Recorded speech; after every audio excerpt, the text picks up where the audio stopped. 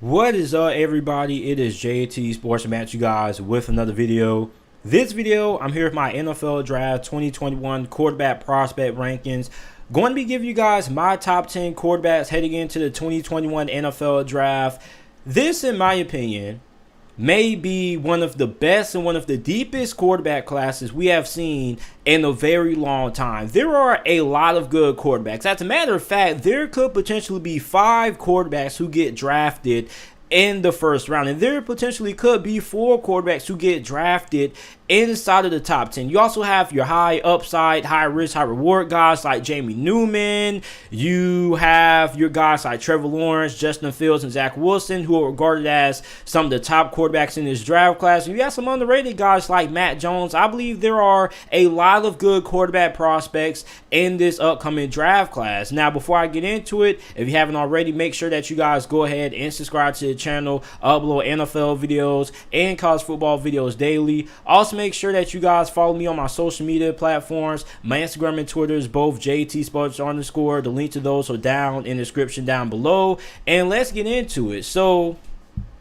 as we already know, the best quarterback prospect in this year's draft class is Trevor Lawrence, 6'6", 220 pounds, out of the University of Clemson. He had a storied career, was one of the most winningest quarterbacks of all time in college football history.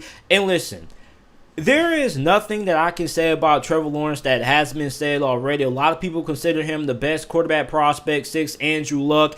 And really, the only weakness I really see in Trevor Lawrence's game is that sometimes he tries to force the issue, like he just seems to over-rely on his arm strength, or he just relies on his talent, and he tries to throw balls into triple coverage that he has no business throwing. A good example of that was in the second half of the Ohio State game, which I understand Clemson was down. He had to go ahead and try to make a play happen and try to make something shake. But other than that, I think Trevor Lawrence, without a doubt, is the best quarterback in this draft class. Now, there are some reports coming out there that some teams have Zach Wilson ahead of Trevor Lawrence, which is the next guy on my rankings that we have to talk about.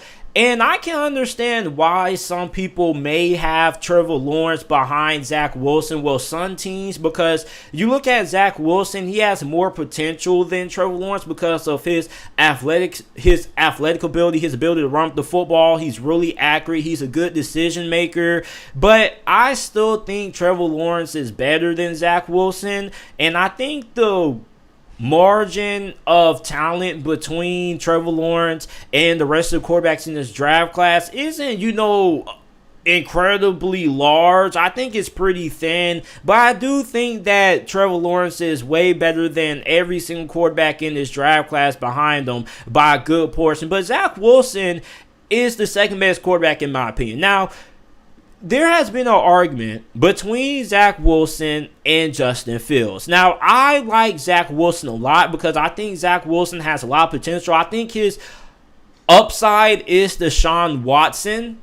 Now, a lot of people are comparing him to Patrick Mahomes, which I don't really get the Patrick Mahomes comparisons because, listen, he has a pretty good arm. He has a really solid arm, as a matter of fact, but I don't think he has that elite arm strength that Patrick Mahomes possesses. Now, he does have the playmaking ability that Patrick Mahomes possesses when it comes to being able to get outside the pocket, being able to make things happen outside as well with his ability to pick up yardage. But I don't really see a lot of Patrick Mahomes and Zach Wilson. I see more Deshaun Watson and Zach Wilson than I do Patrick Mahomes because a lot of people are quickly starting to call Zach Wilson overrated, and I can understand why, because when you start comparing him to Patrick Mahomes, the best quarterback in the NFL, okay, I think that's a stretch. I think people may be pushing a little bit, but I do think that Zach Wilson is a really good quarterback. He's accurate. He reads the field really well. So,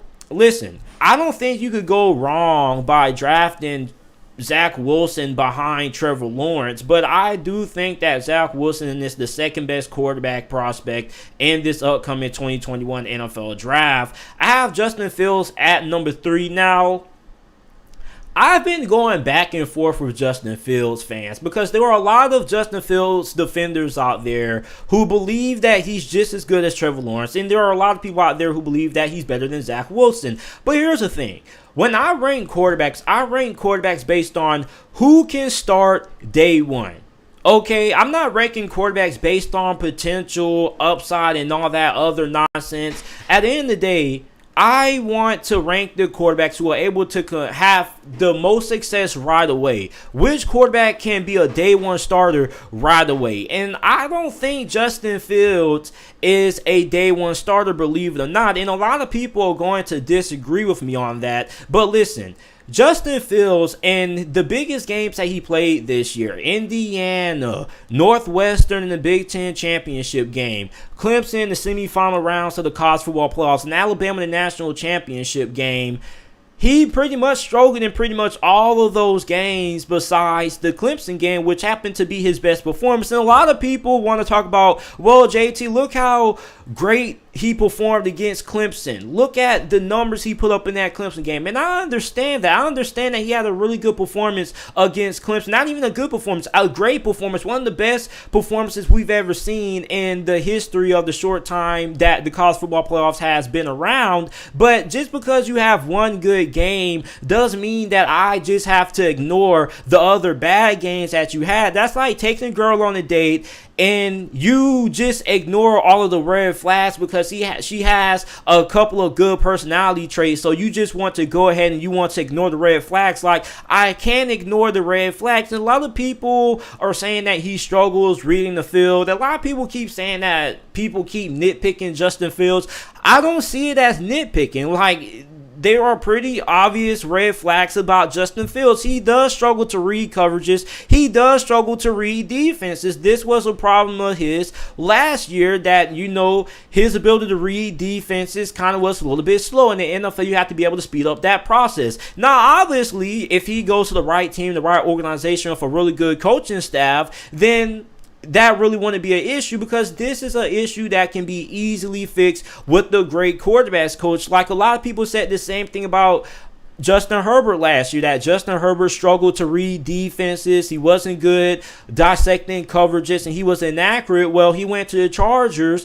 They hired quarterbacks coach Pep Hamilton, and Pep Hamilton ended up being a very monumental part of Justin Herbert having so much success last year. As a matter of fact, I think that Pep Hamilton was a large factor in Justin Herbert having so much success last year than Anthony Lynn and the offensive coordinator that the Chargers had. So for me, if Justin Fields goes to the right team and he gets with the right coaching staff, I don't really think that his ability to have a hard time reading coverages is going to be all that big of a factor in the NFL if he goes to the right team. Now, if he goes to the wrong team and they're not able to give him the proper coaching, then yeah, I think he could struggle. But I don't think Justin Fields is a day one starter, in my opinion, because if you struggle reading defenses, then I think you kind of need to take a couple of games to learn the NFL game, maybe learn from a veteran for a season or two, then take over as the reins.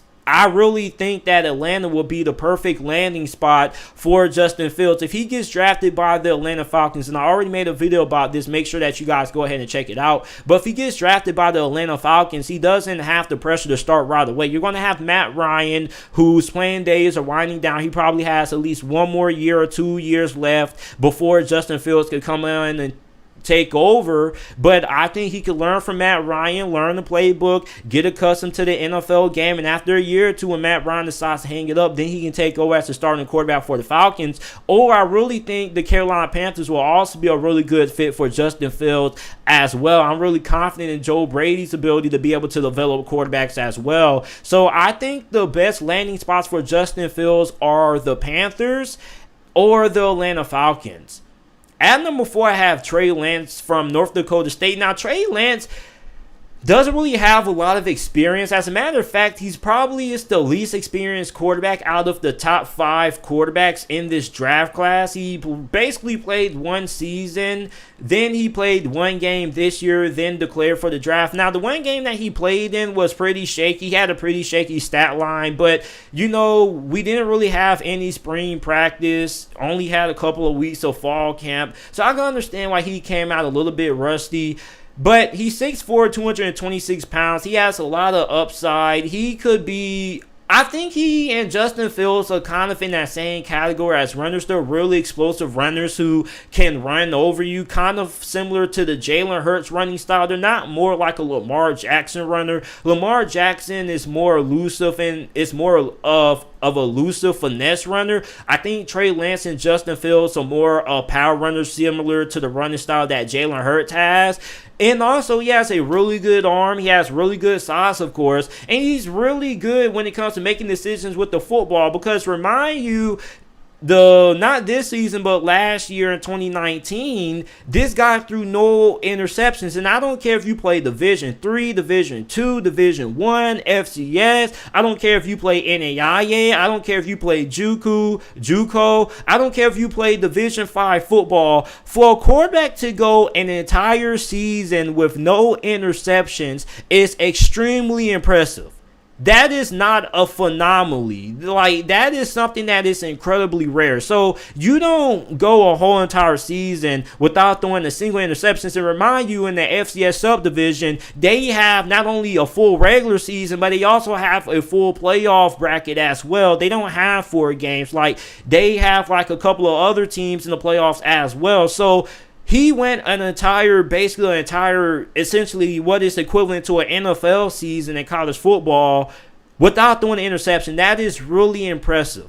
Really impressive. I don't care what level he plays. A lot of people keep saying he's a small school guy and things like that. Listen, I think Trey Lance will be a really good fit with the Carolina Panthers or with the Atlanta Falcons. But my thoughts on Trey Lance is like Justin Fields. I don't think he's ready to start right away. Even though he may be really good when it comes to making decisions with the football, I still would be a little bit more comfortable if he was to, not be trusted, not thrusted into the starting quarterback role right away. But I really think he would be a really good fit with the Washington football team. I could see Washington trading up for Trey Lance. So I have Trey Lance at number 4.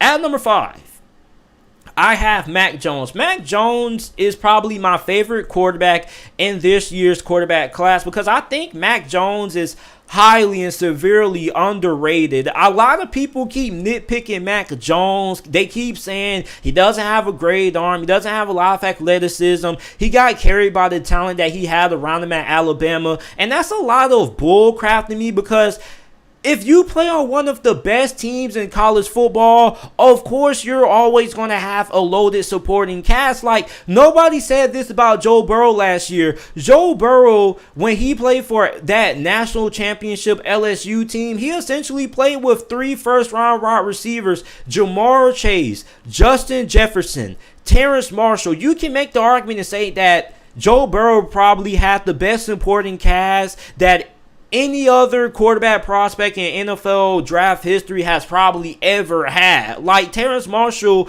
could go in the first round of this year's draft with how good he is. Jamar Chase, Justin Jefferson, like, this dude also had Clyde Edwards-Helaire in the backfield and had the best offensive line in college football. So he had nothing but a great supporting cast around him. He also had Joe Brady as his passing game coordinator. So I don't understand why people throw out those things about Joe Burrow, but people want to use that to nitpick against Mac Jones. Like, I really hate people's evaluations of Mac Jones. Does Mac Jones have a great arm? No, he doesn't, but I think he has a pretty good arm. I think he is really technically sound. His fundamentals are really good. He has really good mechanics. Like, Mac Jones is a guy who I believe who would be better suited to start day one than Justin Fields or Trey Lance. I think a lot of people are just nitpicking Mac Jones because he's more of your traditional traditional quarterback. He's more of your drop back pocket passer, but he also has some athleticism to make some things happen with his legs. Like he can pick up 3-4 yards or extend the play or two. Like, I really think a lot of people are underrating Mac Jones, and I will not tolerate the Mac Jones disrespect.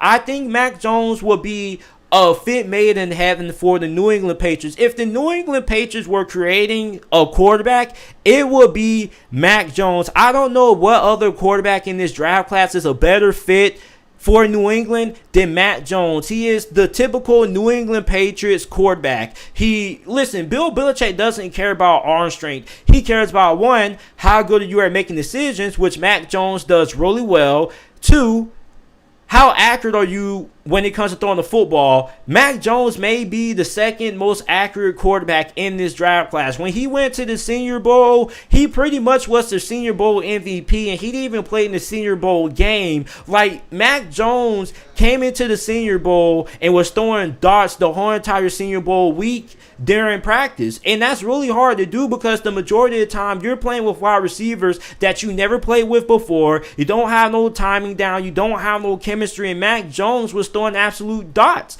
during Senior Bowl week practice. So in my opinion, I think Mac Jones is severely underrated. And I think a lot of you guys need to put some more respect on Mac Jones' name. Number 6, I have Kyle Trask from the University of Florida. Now, Kyle Trask is 6'5", 240 pounds. Obviously, he has prototypical size that you want from your starting quarterback. I think he would be a really good fit with the Pittsburgh Steelers. Now, I think he has a better arm than what a lot of people give him credit for. I think he has a pretty good arm. The thing with Kyle Trask is that he's really slow. Everything that he does is really slow. I think he goes through his progressions really slow. I think his footwork is really slow. Like, if you watch Kyle Trask drop back, literally you could probably hear his footsteps. Literally, on his 3-step drops is doom, doom, doom, doom. Like, his footwork is really slow. Like, everything about Kyle Trask is slow, but I feel like if he goes to the right team, I could see him going to the Chicago Bears. I could see him going to New England. I could see him going to New Orleans if they're not able to retain Jameis Winston and Drew Brees retires. I could see him going to Pittsburgh. I really like him in Washington, but I think Kyle Trask is really under the radar as well. Now, he may not be a top 10 selection, but I most definitely think he is more than worthy of a top 15 selection. I think he is a first-round caliber quarterback. Now, of course, people are going to hold that Oklahoma game against them because he did throw a good amount of interceptions and he did struggle against Oklahoma, but that's a bowl game. I'm not really putting that much stock into a bowl game. Basically was playing with no more of his starting receivers playing in that game. So, like, I'm not going to hold that performance against them. I think Kyle Trask will be in a really good situation going to a team that is established, going to a really good franchise, maybe Pittsburgh, maybe New England. So, Kyle Trask not going in the top 10 is probably a blessing because then he could go to a team that is going to be better suited with a good coaching staff instead of going to a bad team like the Jets or somebody like that and being put in a situation where he may not be able to succeed. So I like Kyle Trask a lot. He's really accurate. He is also really accurate as Mac Jones. He may be more accurate than Mac Jones. It's either a tie between him and Mac Jones as the second most accurate quarterback in this draft class. But I really like Kyle Trask a lot. Like Mac Jones, he gets a lot of hate because he's not athletic, doesn't have a lot of mobility, not a lot of athleticism. But at the end of the day, if you go to a good team that can, give you a good offensive line, then you're set. So I like Kyle Trask a lot. He is my 6th best quarterback in the 2021 NFL draft class. At number 7, I have Kellen Mond. Now, Kellen Mond had a really good Senior Bowl week like Mac Jones. Now, Kellen Mond reminds me a lot of Colin Kaepernick. Not kind of scrawny looking, has a weird, slow throwing motion, and a really inconsistent passer. And that's my thing that I wanted to see out of Kellen Mond this past season out of him. I wanted to see more consistent play, and you really didn't see it out of Kellen Mond. He's a really streaky quarterback. Like, for those of you guys who ever wonder what it means when somebody is considered a streaky quarterback, that's pretty much another word for inconsistent. And Kellen Mond was really inconsistent. All throughout his Texas A&M career, he was really inconsistent. He was really good He has some really good performances, has some really bad performances. He's just really streaky during games. Sometimes he can get really cold and then really hot out of nowhere.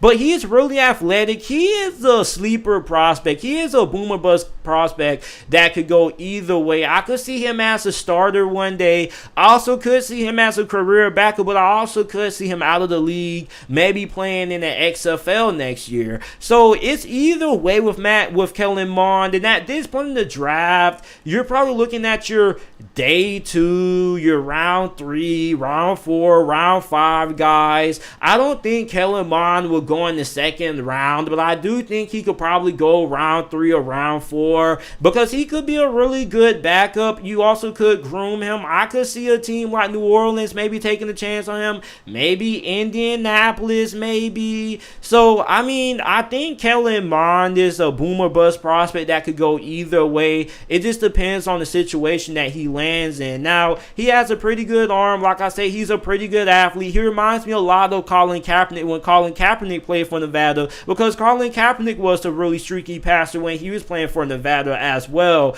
But I feel like if he goes to the right system that can maximize his athleticism, I think Kellen Mond could end up being a starter one day in the NFL. I like Kellen Mond a lot.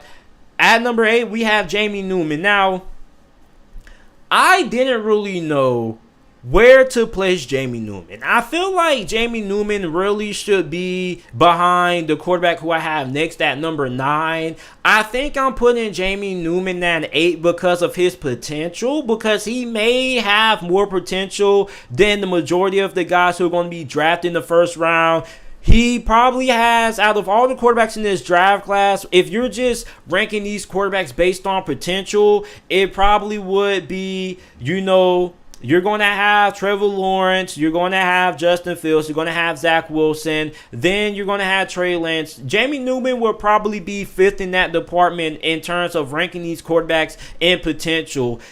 He didn't play this year. He transferred from Wake Forest to Georgia. He really needed to play this year, man, because, I mean, he was a guy who had day 2 all around him. If he would have declared for the NFL draft last year coming out of Wake Forest, he probably would have went round 4, round 5. So he came back. He went to Georgia.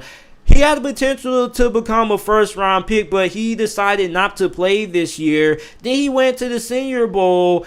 Didn't really do that good. And I wasn't expecting anything special from Jamie Newman because you didn't play football in pretty much a year and a half. So it was no way you were going to come Senior Bowl week and just impress everybody. So I don't think Jamie Newman's draft stock took that big of a plunge, because we knew Jamie Newman is more of a really high upside guy that has a lot of things that he has to work on. Similar to Tyree Jackson. Remember Tyree Jackson, the quarterback out of Buffalo a couple of years ago, was getting a lot of hype. A lot of people calling him a sleeper. And he went undrafted, went to Buffalo, didn't make the roster, ended up playing for the DC Defenders in the XFL. So I think Jamie Newman is going to be one of those overhyped guys who's going to get a lot of hype because of the potential that he has. Because he does have a really good arm. As a matter of fact, he may have the strongest arm in this draft class. He also has a lot of athleticism as well, but I mean, it's just a lot of hit and miss. His mechanics need a lot of work. His footwork needs a lot of work as well. He just needs a lot of work compared to the other quarterbacks who are going to be taken ahead of him in the first round. So I think he's going to be more of those overhyped, overrated quarterbacks that people just look at the potential, but nobody's really going to realize how much work he needs, and he'll probably end up going maybe round 5, round 6. I think he may end up being the next Tyree Jackson, because Tyree Jackson had a lot of hype. A lot of people thought he was going to be a 2nd round pick, 3rd round pick. He ended up going undrafted. So I think Jamie Newman could be in that department. And his Senior Bowl week didn't really help him at all. At number 9, we have Ian Book. Now, I think Ian Book is another guy that, like Mac Jones, is underrated and gets a lot more hate than what he deserves. I think he is draftable. a lot of people make Ian Book out to be like he doesn't have any traits that translate to the NFL game at all. And that may be true. It may be true. But I do think that Ian Book is a guy that could be under the radar, that could be a really good career backup for you, maybe a fringe starter for you one day. But Ian Book had the best Senior Bowl week than anybody else. It probably would have been Matt Jones, and Matt Jones played in the Senior Bowl game. But from the reports that I've read, Ian Book showed out during Senior Bowl week. So, I mean, I think a lot of people are hating on Ian Book. He doesn't have the strongest arm. He probably has below average arm. He has some athleticism, but when he gets to the NFL game, his athleticism probably won't get him that far. I mean, he goes to his progressions pretty slow, but I like Ian Book a lot, man. I think Ian Book, I just get a feel about Ian Book, okay? His potential may not be crazy, but I think Ian Book is a guy who is really under the radar. I think he gets too much hate, and I don't even see Ian Book popping up in a lot of people's top 10 quarterback rankings, which I think is a little bit disrespectful. Like, I don't think Ian Book is bad that he can't play at all. Like, people make it seem like he's just on draftable. I think Ian Book is draftable. As a matter of fact, I would draft Ian Book over Jamie Newman, okay? Like, I think Ian Book is better than Jamie Newman. I probably have Jamie Newman over Ian Book because of potential, but if I was really being real with myself, Ian Book probably is over Jamie Newman. I think Ian Book would get drafted. Well, if I was a general manager, I would take Ian Book over Jamie Newman because I don't think he requires as much work as Jamie Newman. Jamie Newman just has more God-given talent than what Ian Book does. But Ian Book is a really hard worker. He's a really scrappy guy. I think he could find his way on a roster. I think he could be a practice squad quarterback, maybe work his way up through the ranks. But I at least think he's draftable. I think he could be a really solid backup in the NFL. Last guy we have Felix Franks. Now, Felix Franks has really impressed me because he transferred from Florida because he got injured in 2019. Kyle Trask took over, and it was pretty much a done deal. So Felix Franks hits the transfer portal. He goes to Arkansas, which a lot of people thought was a really weird match because they had a new head coach. Everybody thought Arkansas was a program that was in rebuild mode. But Arkansas's program surprised a lot of people with how good they were. They actually got robbed of a couple of games. And when you look at Felix Franks, Arkansas, a lot of the coaches on Arkansas gave a lot of credit to Felix Franks for helping the program near the direction that they're hoping to get into, and they feel like he was a really big piece of starting off that Arkansas rebuild. He also played really good this year for Arkansas. I saw a better version of Felix Franks than what I saw when he was playing for the University of Florida. I saw a guy who was really spotty in his footwork. His accuracy was really off, but he had a big arm. Well, he goes to Arkansas. This guy looks like an entirely different quarterback. I mean, yeah, he still has some work to do, but he does have a great arm. He does have some athleticism as well. I think Felix Franks is a guy who probably could go round 7, probably make his way onto a training camp roster and go from there. But I do think Felix Franks has improved a lot during the last time he was at the University of Florida. He also had a pretty solid Senior Bowl week as well. Now, he didn't have as good as a Senior Bowl week like Matt Jones and Ian Book did, but he was pretty good, man. So I think Felix Franks is also draftable as well. But this is it for my top 10 quarterback prospects for the 2021 NFL Draft. Let me know what you guys think down in the comment section down below. Make sure that you guys like the video, subscribe to the channel for more NFL videos and content. Also, make sure to follow me on my social media platforms. My Instagram and Twitter is both JTSports_. Link to those are down in the comment section description down below. And thanks for watching.